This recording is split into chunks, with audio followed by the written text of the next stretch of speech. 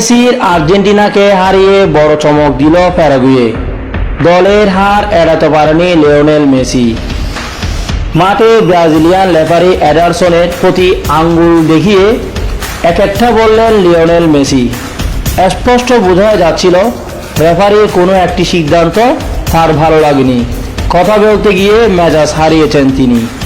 এমন মেসিকে খুব একটা দেখা যায় না। তেমনি আর্জেন্টিনার হারও। অ্যাসোসিয়েশনের দেল ডেকে স্টেডিয়ামে আজ কাণ্ডই ঘটেছে প্যারাগুয়ের। 11 মিনিটে মার্টিনেজের পায়ে ফিনিশিংয়ে আর্জেন্টিনা এগিয়েছিল ম্যাচে, কিন্তু মাত্র 8 মিনিটের পরে মুহূর্তটি পাল্টে যায় ম্যাজিকে। আর্জেন্টিনীয় সার্বিয়ার চোখ ধারানো বাইসাইকেল কিকে গোলে সমতায় ফিরে প্যারাগুয়ে। স্বাগতিকদের এই ষষ্ঠীতে আনন্দের রূপ দেয় ওমর আলতোরে। 47 মিনিটে তার হেডে এগিয়ে যায় প্যারাগুয়ে। লিওনেল মেসি পুরো মাঠে থাকার পরও আর্জেন্টিনা হার এড়াতে পারেনি। 2-1 গোলে হার নিয়ে মাঠ ছেড়েছে লিওনেল মেসির দল। বিশ্বকাপের মতো সংস্কারে এগিয়ে দ্বিতীয়বারের মতো ব্রাজিল এবং আর্জেন্টিনাকে হারিয়েছে প্যারাগুয়ে।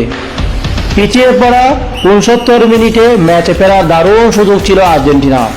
বাঁ প্রান্ত থেকে হেগুলিয়নের আলভারেজের পাস রুদ্ধে দিল। ডান প্রান্ত দিয়ে পা থেকে ছুটে গেল বক্সের ঢুকে পড়েন, কিন্তু প্যারাগুয়ের গোলকিপার পাতিত একাপিও বল মারেন পোস্টের উপর দিয়ে।